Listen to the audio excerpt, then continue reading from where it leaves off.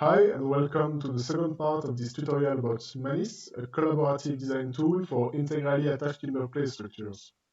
In this video, we are going to cover the design to fabrication workflow. In other words, we are going to see how we can generate a CNC fabrication toolpath with Manis, and how we can deal also with the CNC constraints in the plugin. In the second stage, we're going to have a look at the robotic assembly, so how to generate a robotic trajectory with Manis, and how to simulate a robotic movement. This part will rely on the plugin Robot, so if you didn't install it yet, please have a look at the documentation below. To illustrate this design to fabrication workflow, we're going to work with this kind of piece of furniture, it's kind of table, made out of 6 plates. As you can see, plate 5 is a bit particular as it has a big hole in the middle, but it's still a plate regarding the definition of a plate for Manis. So as for other examples we saw previously, we will start by generating a plate model here from the collection of BREP. Then we will apply a few joints to the structure. So for plate number 2, here we have 2 tenon joints with plate 3 and plate 1. It's a single tenon that is quite wide. Then we have the alpha joint, which is between plate 3 and 1, as you can see here on the viewport. And then finally we have sunrise dovetail joints. You see that we have twice the same component. It's because we have here 2 sunrise dovetail joints on the top with 2 joints. In fact, those ones, they look like true tenon joints. It's because we didn't put any spread angle in the parameter of the sunrise dovetail joint. And then we will create also another sunrise dovetail joint, but with more tenons. As you can see here, we have 4 tenons for this one because we have a larger contact zone. And here we will put a spread angle of 30 degrees, as you can see on the horizontal canvas. Then we will merge all the joints with the plates. So we can display them like this. And you see that we have here our final model with the half-wrap joints here, the tenons, the sunrise dovetail on top, and here on the side. So that's it for the geometry. Now let's have a look first at the assembly of this structure. Maybe I can hide the final result and only display the assembly. So here we go. Plate 0, 1, 2, plate 3. 4 is the one with the 2 half-wrap joints, and then plate 5 comes with the last sunrise dovetail joint. So here nothing new, it's what we saw in the last video. And now we are going to explode the geometry into an array of plates. So you see that here I have my 6 plates displayed on the XY plane. This will allow us to visualize better the toolpath for the CNC. So let's move to the next component here in the example file. So as its name states it, the toolpath generator is the component that is used to generate a CNC toolpath.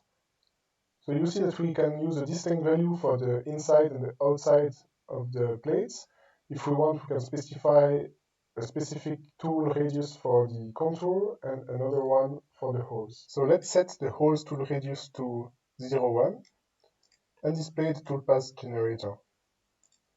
If we zoom on plate 5 here, you can indeed see that inside the plate the offset is 0,1, while outside it's twice bigger, it's 0,2. You can also notice that we have here in the concave corners of the toolpath, we have an extra path, an extra segment of line that goes towards the corner of the plate. This is in fact necessary to ensure that the corner will be correctly cut. Otherwise, you will have a rounded corner in that area because of the fact that the tool mounted on the CNC head is turning. So to avoid this, you need to add an extra line to the toolpath, and Manis does it for you. You can also choose the orientation of those notches.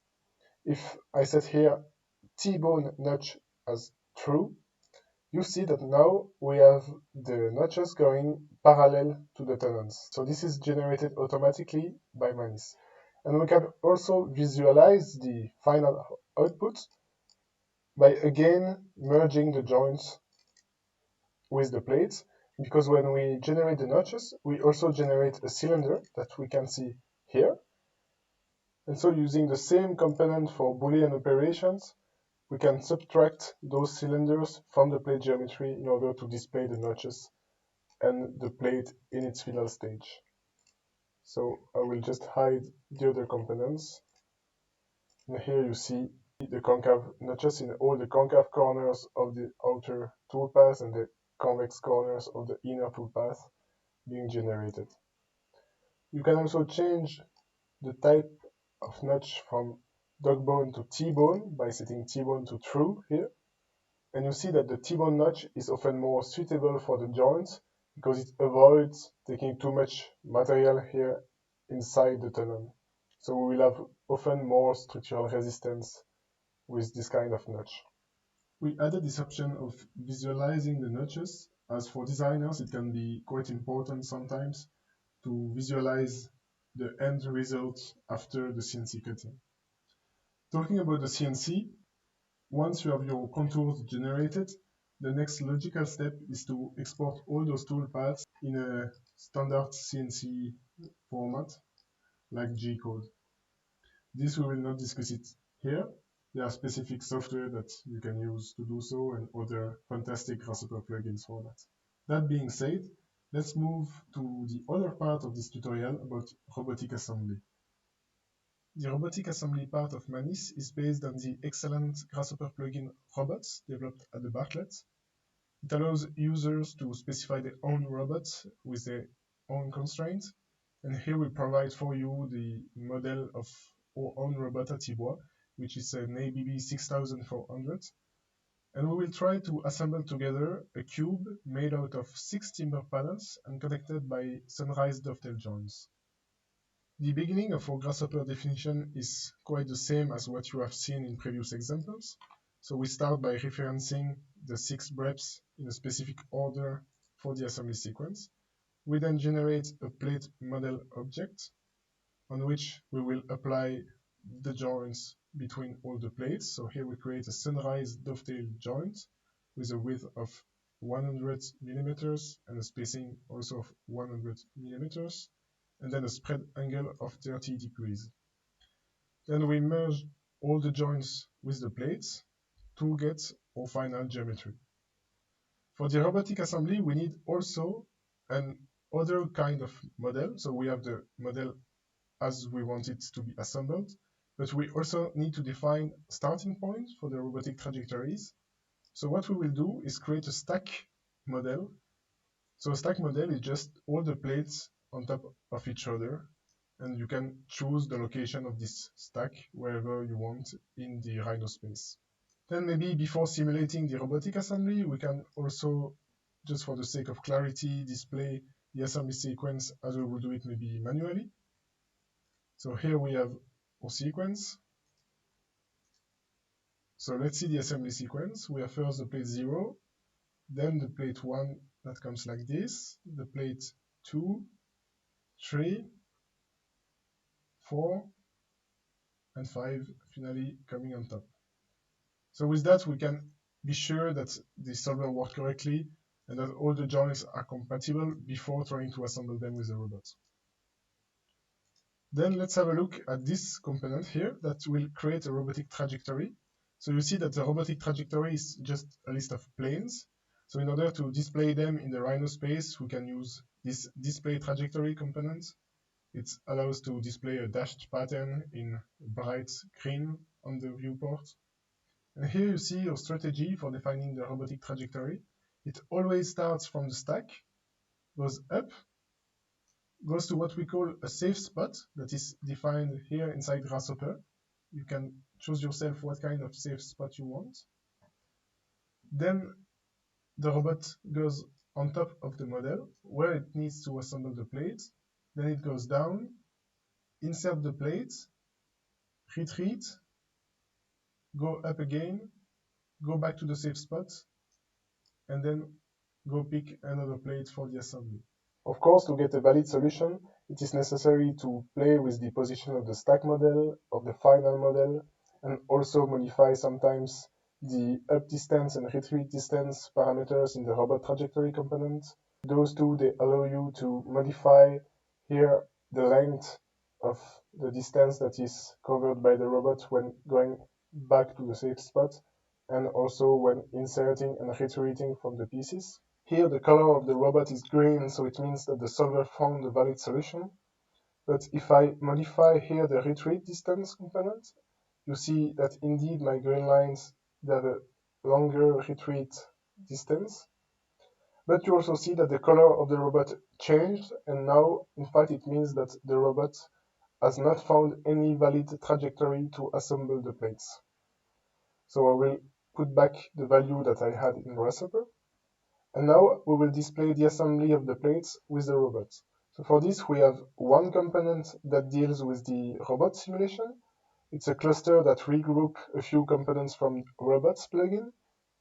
And then we have another component called plate simulation, which is a small code that allows to visualize the plate while the robot is moving. So if we turn on both components and turn off all the rest, now we can make the robot move with the progress slider here. The robot goes down to plate 1, fix it, moves up, safe spot, go down to the model, position the first plate, then repeat the same operation for plate 2, goes down, insert it in plate 1, then go back to safe spot, plate 3, safe spot again, then insert it in plate 4, safe spot, goes laterally, insert, then it takes the plate 5, and then the last plate on top. So for each plate, we can also decide what side of the plate would be inserted. So we can flip the plate here on the Grasshopper Canva on the stack of plates. This will have the effect of rotating the plate 180 and also of flipping on which side the robot will pick the plate. This can be especially important if you want to avoid clashes between the robot and the plates that are already in place in the model. So this concludes our little tour of the robotic assembly. I hope you found this tutorial helpful. In case you have further questions, please don't hesitate to contact us. And on this, I will leave you here and wish you good luck with your own structures. Don't hesitate also to send us your own realizations with Manis. I'm very curious to see what other people did with the plugin. So feel free to reach out. Bye bye.